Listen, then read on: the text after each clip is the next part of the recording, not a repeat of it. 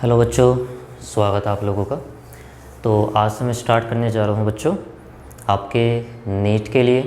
और आप अगर 11th क्लास में आए हैं और हिंदी मीडियम के छात्र हैं और आपको एग्ज़ाम की तैयारी करनी है, चाहे वो बोर्ड का एग्ज़ाम हो या फिर नीट का एग्ज़ाम हो, तो उसके लिए मैं आज से एक सीरीज़ शुरू करने जा रहा हूँ जिसमें मैं आप लोगों को 11th के सारे चैप्टर्स कंप्लीट कराऊँगा, हिंदी मीडियम में भी और बाद में इंग्लिश मीडियम में भी। और इस तरह से जब बाद में हमारे पास टाइम बचेगा तो उसमें हम लोग 12th के भी कुछ टॉपिक्स कवर करेंगे। तो आज मैं पहला चैप्टर कराऊंगा आपके 11th क्लास का, जिसका नाम है द लिविंग वर्ल्ड या फिर जैव जगत। तो देखिए, पहले हम लोग थोड़ा बेसिक से स्टार्ट करते हैं। ओके, तो बेसिक अगर हम लोग जान लेते हैं तो चैप्टर को समझना, उसके कॉन्सेप्ट को समझना थोड़ा सा आसान हो जाता है। तो बायोलॉजी, तो आप जब भी किसी चीज़ को पढ़िए तो उसके जो वर्ड्स होते हैं उन पर ध्यान दीजिए। जो बायो होता है, बायो का मीन्स होता है कोई सजीव प्राणी, ओके, और लॉजी मीन्स होता है किसी चीज़ का अध्ययन करना या किसी का विज्ञान। तो बायोलॉजी का मतलब है जीवों का विज्ञान, कि विज्ञान की वह शाखा जिसके अंतर्गत हम लोग सजीवों के बारे में पढ़ेंगे। सजीव यानी कि जिनके अंदर जान होती है, जैसे कि इंसान हो गया, मनुष्य, तो हम लोगों में जान है, हम लोग चल फिर सकते हैं, सांस ले सकते हैं, दूसरी एक्टिविटी हम लोग कर सकते हैं, तो हम लोग सजीवों के अंदर आ जाते हैं। पौधे हैं, वे भी सजीव होते हैं। निर्जीव क्या होती है? जैसे निर्जीव हो गई कोई टेबल हो गई, ये मार्कर है, ये निर्जीव हो गया। तो कुछ क्राइटेरिया होंगे, कुछ लक्षण होंगे जिनके आधार पे हम लोग डिसाइड करेंगे कि सजीव किसको बोलना है, निर्जीव किसको बोलना है। फिलहाल बस ये ध्यान रखिए कि जीव विज्ञान विज्ञान की वह शाखा है जिसके अंतर्गत जीवों की संरचना, अब संरचना का मतलब है कि उसकी बाह्य संरचना जिसको मॉर्फोलॉजी बोलते हैं, और आंतरिक संरचना यानी कि एनाटॉमी, दोनों का अध्ययन किया जाता है।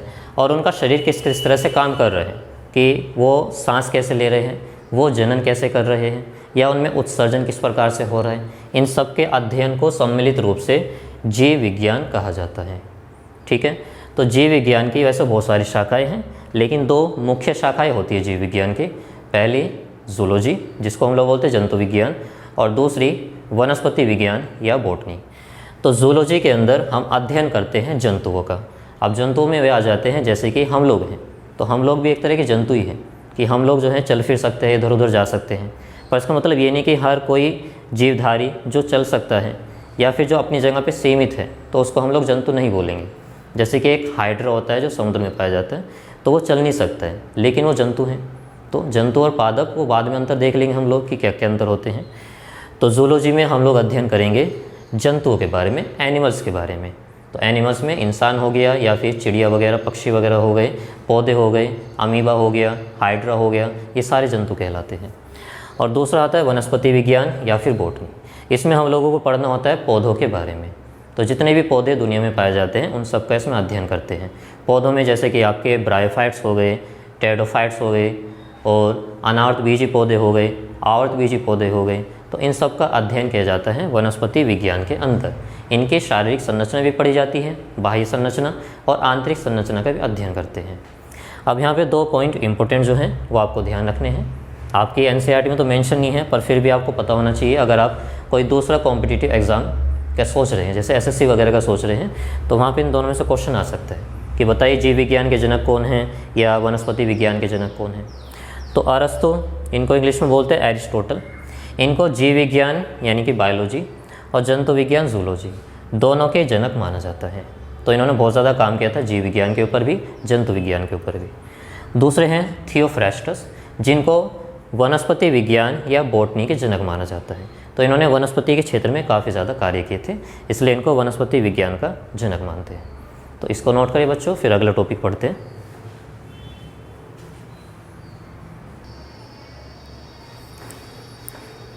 तो बच्चों, सजीवों के बारे में पढ़ेंगे हम लोग। हमने ये तो देख लिया कि जीव विज्ञान क्या होता है, तो उससे हम लोग सजीवों के बारे में अध्ययन करते हैं। अब ये पता कैसे लगाए कि किस चीज़ को हमें सजीव बोलना है, किस चीज़ को हमें निर्जीव बोलना है। तो कुछ लक्षण हैं जिनका हम लोग आधार बना लेंगे कि अगर वे लक्षण किसी जीवधारी में मिल रहे हैं तो हमें उसको सजीव बोलना है, और अगर किसी में नहीं मिल रहे तो उसको हमें निर्जीव बोलना है। तो सजीवों में 2 लक्षण के आधार पर हम बता सकते हैं कि वो सजीव है या निर्जीव है। पहला लक्षण कहलाता है लाक्षणिक गुणधर्म, और दूसरा कहलाता है पारिभाषिक लक्षण। इंग्लिश में इसको बोलते हैं डिफाइनिंग फीचर, और इंग्लिश में इसको बोलते हैं कैरेक्टरिस्टिक फीचर। अब ये जो लक्षण है लाक्षणिक गुणधर्म, ये सजीवों में मिल भी सकता है और नहीं भी मिल सकता है। यानी अगर मैं बात करूं इन लक्षणों की कि अगर ये लक्षण सजीवों में नहीं मिल रहे हैं तो इसका मतलब ये नहीं है कि हम उसको सजीव नहीं बोलेंगे, क्योंकि वो लक्षण निर्जीव के अंदर भी पाए जा सकते हैं।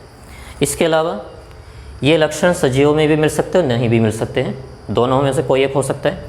इनके कुछ अपवाद भी नेचर के अंदर पाए जाते हैं कि ये लक्षण उनमें ना भी मिले, ऐसा भी हो सकता है। ये लक्षण निर्जीव में भी मिल सकते हैं। तो इसके अंदर हम लोग एनसीईआरटी के अंदर 2 लक्षण पढ़ेंगे, एक होता है वृद्धि और दूसरा होता है जनन। तो इन दोनों के बारे में बताऊंगा मैं कि कौन सा लक्षण सजीवों में मिलेगा, कौन सा नहीं मिलेगा और किस किस के अंदर ये वाला लक्षण पाया जाएगा। ओके, सजीवों में भी बहुत सा होता है। जैसे जनन की मैं बात करूँ तो थोड़ा सा मैं ओवरव्यू दे देता हूँ कि अगर कोई मान लीजिए इंसान जनन नहीं कर रहा है, अपनी संतान पैदा नहीं कर रहा है या फिर वो बांझ है, तो इसका मतलब ये तो नहीं कि हम उसको निर्जीव की कैटेगरी में रख देंगे। भाई जनन होने का मतलब ये तो नहीं है कि जिसके अंदर जनन मिलेगा सिर्फ उसी को सजीव बोलना है, और जो जीवधारी ज़िंदगी में जनन कर ही नहीं रहा है, सिंगल पड़ा हुआ है, अकेले रह रहा है, कभी जनन नहीं कर रहा, संतान पैदा नहीं कर रहा, तो इसका मतलब ये नहीं है कि वो निर्जीव है। क्यों? क्योंकि ये जो जनन या वृद्धि लक्षण है ये लाक्षणिक गुणधर्म है, ये सजीवों में मिल भी सकते हैं और नहीं भी मिल सकते। तो वे कौन से लक्षण हैं जो केवल सजीवों में पाए जाएंगे और निर्जीव में बिल्कुल नहीं पाए जाएंगे? तो उन लक्षणों को बोलते हैं डिफाइनिंग फीचर, जो सिर्फ और सिर्फ सजीवों में मिलेंगे, ये कभी भी निर्जीव में नहीं पाए जाएंगे। तो इसको आप हाईलाइट करके रख लीजिए। ऐसे लक्षण जो सजीवों में ही पाए जाएंगे सिर्फ और निर्जीवों में नहीं पाए जाएंगे, उनको बोलते हैं डिफाइनिंग फीचर। तो ये लक्षण केवल सजीवों में पाए जाते हैं, इनका नेचर के अंदर कोई अपवाद नहीं पाया जाता है। और इसके अंदर 3 लक्षण आते हैं: कोशिकीय संगठन, सेलुलर ऑर्गेनाइजेशन बोलते हैं इसको इंग्लिश में, उपापचय मेटाबॉलिज्म, और चेतना या कॉन्शियसनेस। तो ये 2 लक्षण होते हैं जो कि हम लोगों को अभी आगे चलकर पढ़ने हैं। तो पहले हम लोग देखेंगे लाक्षणिक गुणधर्म और उनमें इन दोनों के बारे में हम डिस्कस करेंगे। उसके बाद में फिर हम लोग देखेंगे डिफाइनिंग फीचर और उसमें 3 लक्षण हमको पढ़ने होंगे। तो इसको नोट कीजिए बच्चों, फिर अगला टॉपिक करते हैं।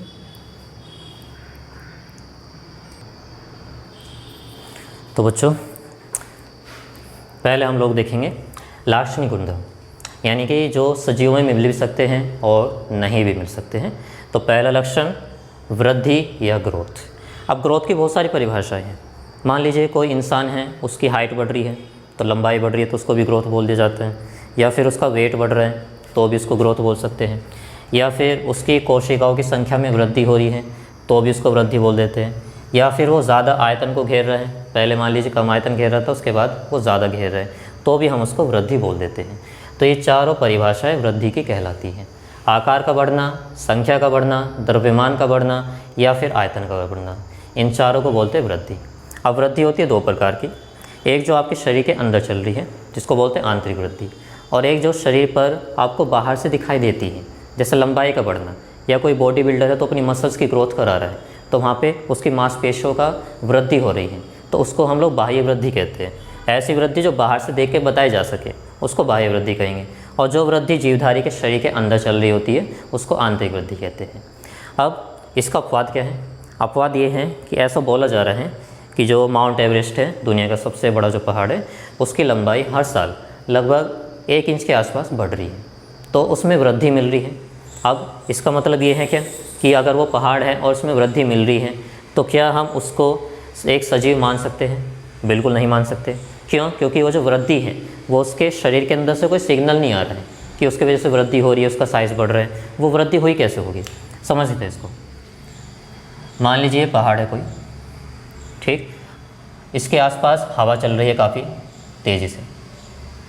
अब इस हवा के अंदर बहुत सारे धूल मिट्टी के कण वगैरह होंगे, तो जब वो इस पहाड़ से टकराएंगे तो टकराने के बाद जो धूल मिट्टी के कण हैं वो धीरे धीरे इसके सतह पर इकट्ठा होते चले जाएंगे, जिसकी वजह से हमें लगेगा कि इसका जो साइज़ है वो पहले से थोड़ा सा बढ़ गया है। या फिर एक एग्जांपल इसका और देख सकते हैं कि जैसे कोई बर्फ़ का गोला है और इसको हम इस तरह से सतह से नीचे की तरफ लेकर आते हैं तो धीरे धीरे होता क्या है कि नीचे आते आते इसका साइज़ काफ़ी ज़्यादा बढ़ जाता है। तो यहाँ भी तो वृद्धि हो रही है, ये गोला जो है नीचे आने पर ये साइज़ में बढ़ रहा है।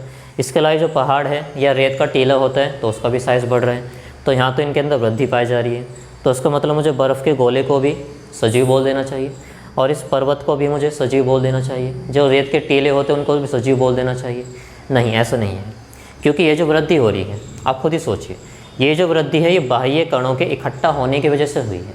ना कि इसके अंदर से कोई सिग्नल आ रहा है जैसे कि हमारे शरीर में होता है कि वृद्धि हार्मोन स्रावित हुआ और उसने आपकी लंबाई बढ़ाई, आपकी मसल्स की ग्रोथ कराई, आपका जो शरीर है उसकी वृद्धि कराई। तो वो जो वृद्धि थी वो आंतरिक वृद्धि हो रही थी। तो यहाँ पर इस वृद्धि को हम लोग बोलते हैं बाह्य वृद्धि। तो बाह्य वृद्धि सजीवों में और निर्जीवों में दोनों में मिल सकती है, लेकिन ये जो आंतरिक वृद्धि है ये केवल सजीवों के अंदर पाई जाएगी। ओके, तो ये ध्यान रखना है आपको कि जो बाह्य वृद्धि होती है इसका अपवाद है। अपवाद क्या है? ये रेत के टीले हो गए, पहाड़ हो गए या बर्फ़ के गोले हो गए, इनमें वृद्धि कौन सी हो रही है? बाह्य वृद्धि। और वो वृद्धि कैसे हो रही है? बाह्य पदार्थों के इनके सतह पर चिपकने की वजह से या इकट्ठा हो जाने की वजह से इनका साइज़ बढ़ रहा है। तो इस वृद्धि को हम लोग बोलते हैं बाह्य वृद्धि। ओके, तो ये आपको ध्यान रखना है बच्चों। चलिए इसको नोट कीजिए, दूसरा लक्षण देखेंगे फिर।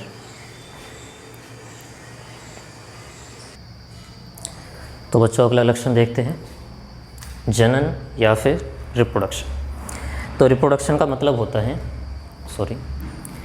जनन या फिर रिप्रोडक्शन का मतलब ये है कि अपने जैसे संतान पैदा करना। अब जैसे इंसान होता है तो वो शादी करता है, तो बाद में उसी के जैसे दूसरा संतान होता है, यानी कि इंसान ही पैदा होता है। ऐसा नहीं कि इंसान ने इंसान से शादी करी कि कोई दूसरा जानवर पैदा हो गया। बिल्ली है, नर और मादा, उन्होंने आपस में संलयन किया, संभोग किया, तो उससे आगे चलकर उन्हीं के जैसा बच्चा पैदा होगा। कुत्ते से कुत्ते के जैसा बच्चा पैदा होगा, बंदर से बंदर के जैसा बच्चा पैदा होगा। तो इस प्रक्रिया को हम लोग बोलते हैं जनन, कि अपने ही जैसी संतति को पैदा करना जनन कहलाता है। अब ये जो जनन है वो दो प्रकार का होता है मुख्यतः, अलैंगिक जनन जिसको बोलते हैं एसेक्सुअल रिप्रोडक्शन, लैंगिक जनन सेक्सुअल रिप्रोडक्शन। अलैंगिक जनन इसमें केवल एक ही जनक होता है और उसी के द्वारा उसकी नई संतति का निर्माण होता है।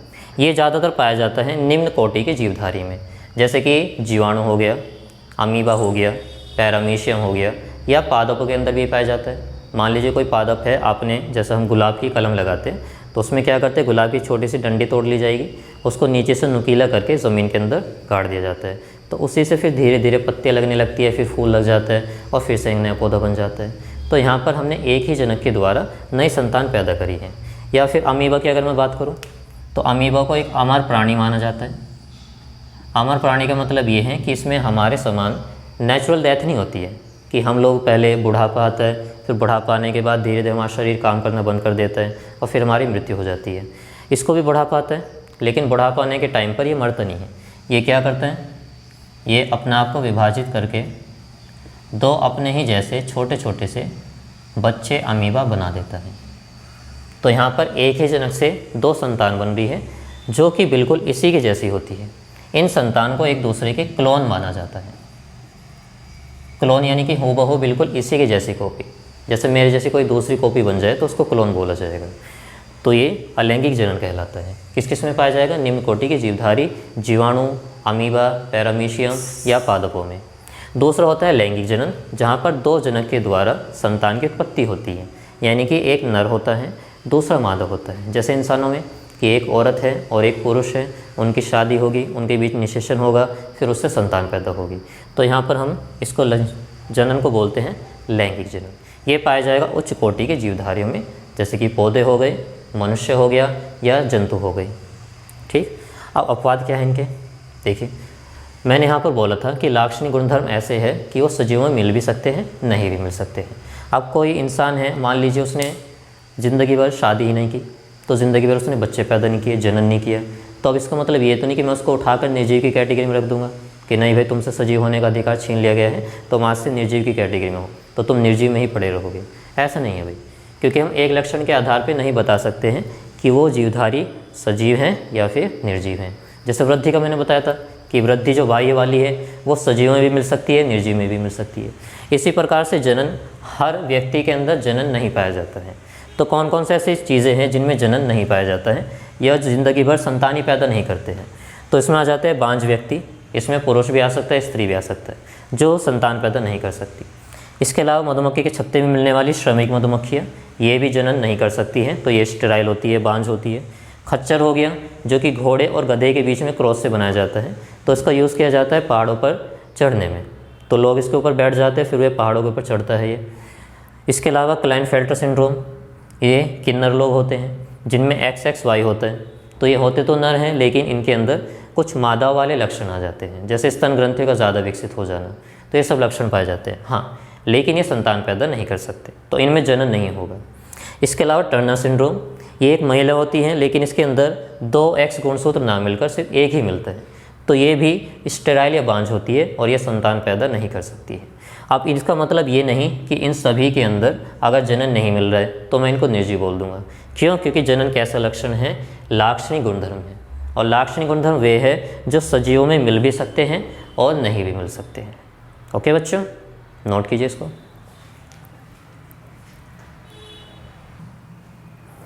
तो बच्चों अगला पारिभाषिक लक्षण देखेंगे हम लोग। इससे पहले जो लक्षण थे उनके अपवाद पाए जाते थे, यानी वो सजीवों में मिल भी सकते नहीं भी मिल सकते। अब हमें कुछ ऐसे लक्षण पढ़ने हैं जो केवल सजीवों में ही पाए जाएंगे, निर्जीव में कभी नहीं पाए जाएंगे, और उन लक्षणों के आधार पर हम बता सकते हैं कि वो कोई जीवधारी सजीव की कैटेगरी में रखा जाएगा कि निर्जीव की कैटेगरी में रखा जाएगा। तो सबसे पहला लक्षण मैं करा रहा हूँ आप लोगों को, उपापचय या मेटाबॉलिज्म। तो देखिए, जितने भी जीवधारी होते हैं, हम हो गए, पेड़ पौधे हो गए, तो उनके अंदर कुछ केमिकल रिएक्शन चलती रहती है। जैसे हम लोगों ने खाना खाया, खाना खाने के बाद हम दांतों के द्वारा उसको चबाकर छोटे छोटे कणों में परिवर्तित कर देते हैं। फिर जब वो हमारे स्टमक में जाता है तो वहाँ पे HCl उस पर काम करता है, बहुत सारे पाचक रस, एंजाइम, वो सब उस पर काम करते हैं और बड़े बड़े कणों को छोटे छोटे कणों में तोड़ देते हैं। फिर बाद में हमारा शरीर उनको अवशोषित करके उनसे ऊर्जा ले लेता है। इसी तरह पौधे करते हैं। प्रकाश संश्लेषण सुना होगा आप लोगों ने कि प्रकाश संश्लेषण में पौधे क्या करते हैं? CO2 और जल के द्वारा कार्बोहाइड्रेट या ग्लूकोज का निर्माण करते हैं। तो ये भी तो केमिकल रिएक्शन ही है। तो हर जीवधारी में कोई ना कोई सी केमिकल रिएक्शन ज़रूर होती रहती है। तो उन सभी केमिकल रिएक्शन को अगर मैं एक जगह इकट्ठा कर दूँ तब उसको बोला जाता है उपापचय। ओके, अब उपापचय 2 प्रकार का हो सकता है, एक होता है अपचय और एक होता है उपचय। भाई जो रिएक्शन हो रही है वो 2 तरह की हो सकती है। या तो हो सकता है कि एक बड़ा पदार्थ है उसको हमने तोड़ दिया बहुत छोटे छोटे पदार्थों में, या इसको उल्टा भी हो सकता है कि छोटे छोटे पदार्थों को जोड़कर हमने एक बड़ा पदार्थ बना दिया हो। तो इसी आधार पे उपापचय के 2 भाग हैं, अपचय और उपचय। अपचय इसको बोलते हैं कैटाबोलिज्म। कैटाबोलिज्म यानी कि सी मीन्स किसी की चीज़ को काट देना। तो काटने से क्या होगा? चीज़ जो है उसका साइज़ कम हो जाएगा। जैसे कोई बड़ा सा पार्टिकल है, एक बड़ा सा कण है, इसको हमने बहुत सारे छोटे छोटे पदार्थों में परिवर्तित कर दिया, तब इस प्रक्रिया को मैं बोलूँगा अपचय।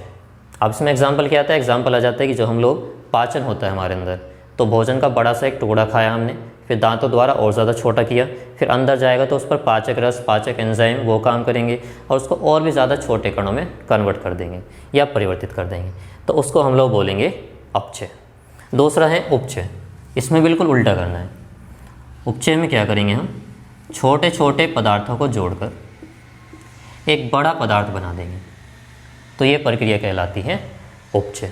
अब इसका एग्जाम्पल क्या है? एग्जाम्पल में जैसे आप पौधों में ले लीजिए, तो पौधे प्रकाश संश्लेषण करते हैं, उनमें रिएक्शन ये रहती है 6CO2 + 12H2O। तो वो सनलाइट की उपस्थिति में आपस में अभिक्रिया करके ये बना देते हैं एक बड़ा सा कण जिसको ग्लूकोज बोला जाता है। साथ में यहाँ पर ऑक्सीजन भी निकलती है और थोड़ा बहुत वाटर भी निकलता है। तो यहाँ पर आप देखो, ये सारी चीज़ें मिलकर ये एक बड़ी सी चीज़ बना रही है, कार्बोहाइड्रेट का बड़ा सा अणु बना रही है। तो यहाँ पे हम क्या कर रहे हैं? छोटे पदार्थों को जोड़कर बड़ा पदार्थ बना रहे हैं, तो ये कहलाएगा उपचय।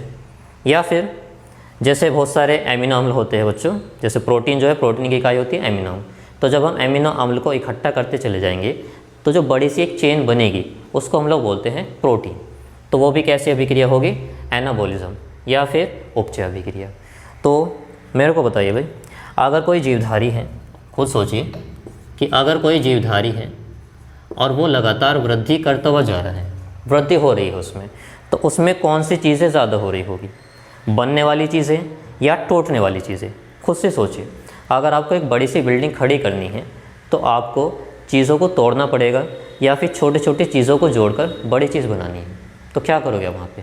डेफिनेटली आप ये करोगे, छोटे छोटे पदार्थों को जोड़कर हम क्या करेंगे? एक बड़ा पदार्थ बनाएंगे। तो हम बोलेंगे कि उस जीवधारी में वृद्धि हो रही है। तो वृद्धि कब होगी? जब उपचय की दर अपचय की दर से बहुत ज़्यादा हो, तब जीवधारी में वृद्धि होगी।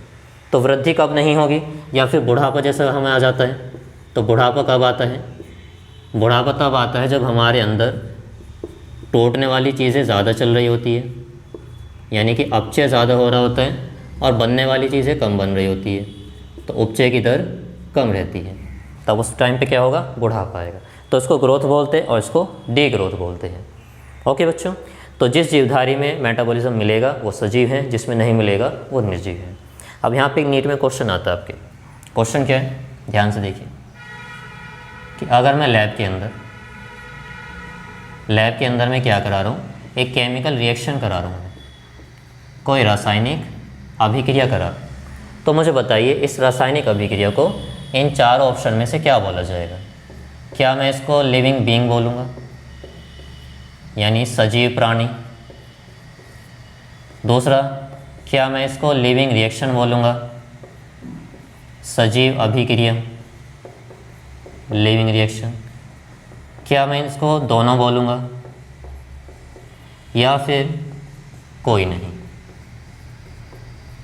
शरीर के बाहर अभिक्रिया हो रही है, तो कोई चीज़ शरीर के बाहर होती है तो इसके लिए वर्ड शब्द यूज़ किया जाता है इन विट्रो, शरीर के बाहर के लिए, बाह्य पात्र।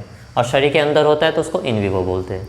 तो सोचिए जरा कि क्या आंसर हो सकता है इसमें, कि कोई रिएक्शन अगर शरीर के बाहर हम करा रहे हैं तो उसको क्या बोलना चाहिए। क्या उसको सजीव प्राणी बोलोगे, जैसा हम लोग हैं। अब इसके अंदर ये रिएक्शन करा रहे हो, अब रिएक्शन कराने का मतलब ये तो नहीं है कि इस रिएक्शन की वजह से ये जो टेस्ट ट्यूब है वो चलने फिरने लगेगी, या उसमें दूसरे गुणधर्म आ जाएंगे जैसे हमारे अंदर होते हैं, हम लोग सांस लेते हैं, वृद्धि करते हैं, जनन करते हैं, वो सब तो इसके अंदर नहीं हो रहा होगा। तो इसका मतलब मैं इसको सजीव प्राणी तो बिल्कुल नहीं बोल सकता हूँ। हाँ, मैं इसको सजीव अभिक्रिया जरूर बोल सकता हूँ, क्योंकि यहाँ पे जो मैं रिएक्शन करा रहा हूँ इसी तरह की रिएक्शन शरीर के अंदर भी पॉसिबल है, तो शरीर में भी अभिक्रिया हो रही होगी। तो यहाँ पर सही ऑप्शन ये रहेगा, शरीर के बाहर होने वाली अभिक्रिया को हम लोग लिविंग रिएक्शन बोलते हैं, और ये भी मेटाबॉलिज्म ही बोला जाएगा। तो मेटाबॉलिज्म शरीर के अंदर भी हो सकता है, शरीर के बाहर भी हो सकता है। अंदर होगा तो उसको इन विवो बोलते हैं, और बाहर होगा तो उसको इन विट्रो बोल देते हैं।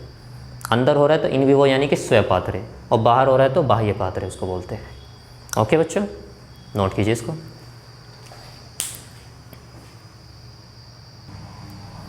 तो बच्चों, दूसरा लक्षण है कोशिकीय संगठन या सेलुलर ऑर्गेनाइजेशन। तो जिन जीवधारियों के शरीर में जीवित कोशिकाएं पाई जाती हैं, तो कोशिकाएं जो होती है पढ़ेंगे हम लोग चैप्टर के अंदर, अलग से एक चैप्टर आएगा कोशिका के नाम से, तो वहाँ पढ़ेंगे।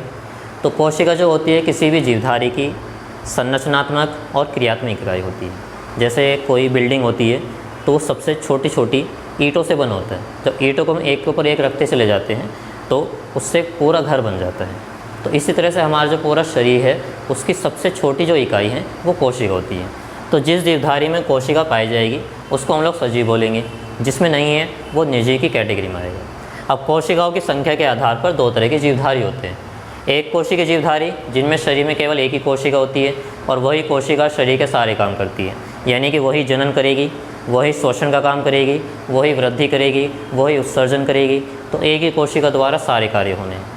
एक कोशिकीय जीवधारी ज़्यादातर छोटे छोटे जीवधारी जैसे जीवाणु, अमीबा, पैरामीशियम, यूग्लिना, माइकोप्लाज्मा, ये सब एक कोशिकीय जीवधारी है। बहुकोशिकीय जीवधारी जिनका शरीर एक से ज़्यादा कोशिकाओं का बना हुआ है, तो इसमें आ जाते हैं उच्च कोटि के जीवधारी, जैसे कि हम लोग हो गए, तो मनुष्य, पशु पक्षी, पादप हो गए, और भी अन्य जीवधारी। अब यहाँ पर एक इम्पोर्टेंट पॉइंट है जो कि नीट में भी और बोर्ड में भी कई बार आ जाता है। तो पॉइंट ये है कि जो एक कोशिकीय के जीवधारी होते हैं जैसे कि जीवाणु, अमीबा वगैरह, इनमें जनन यानी रिप्रोडक्शन और वृद्धि, ग्रोथ, दोनों को एक ही माना जाता है। क्यों, समझिए जब ये जीवधारी करते क्या हैं। मान लीजिए एक अमीबा है, तो एक टाइम आने के बाद जब अनुकूल वातावरण आ जाता है तो ये अपने जैसे दो नए अमीबा बना देता है। तो ये अपने जैसे संतान पैदा कर रहा है, और अपने जैसे संतान पैदा करना क्या कहलाता है, जनन कहलाता है। तो यहाँ पर मैं इसको जनन बोल सकता हूँ। दूसरा, यहाँ पर कोशिकाओं की संख्या में वृद्धि हो रही है। तो वृद्धि की परिभाषा मैंने 4 लिखवाई थी, तो उसमें से एक परिभाषा थी संख्या में वृद्धि होना। तो यहाँ कोशिकाओं की संख्या भी बढ़ रही है, तो इसका मतलब यहाँ वृद्धि भी हो रही है। तो इसमें जनन भी हो रहा है, इसमें वृद्धि भी हो रही है, और दोनों को हम एक ही मानेंगे। तो इसलिए जितने भी एक कोशिकीय जीवधारी हैं उनमें वृद्धि और जनन एक दूसरे के समानार्थी होते हैं। दोनों का मतलब एक ही है कि उनसे एक से दो नए जीवधारी बनेंगे, उसी को जनन और उसी को वृद्धि बोल दिया जाएगा। तो ये बहुत ज़्यादा इंपॉर्टेंट पॉइंट है, ये आपको पता होना चाहिए, इसको नोट कीजिए।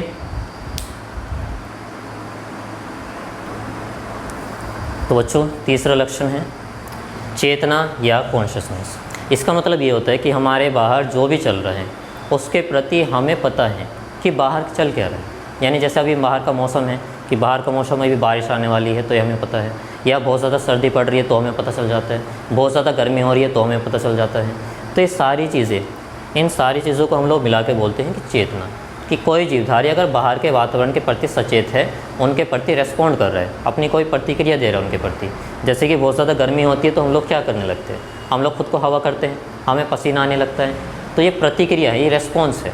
और जो बाहर से वो गर्मी आ रही है वो क्या होगा, वो एक उद्दीपन या स्टिमुलस कहलाता है। तो जब भी हमें बाहर से कोई स्टिमुलस मिलता है तो हमारा जो ब्रेन होता है, स्पाइनल कॉर्ड होता है, यानी मस्तिष्क हो गया और मेरु रज्जु हो गया, वो उसके प्रति रेस्पॉन्स करते हैं।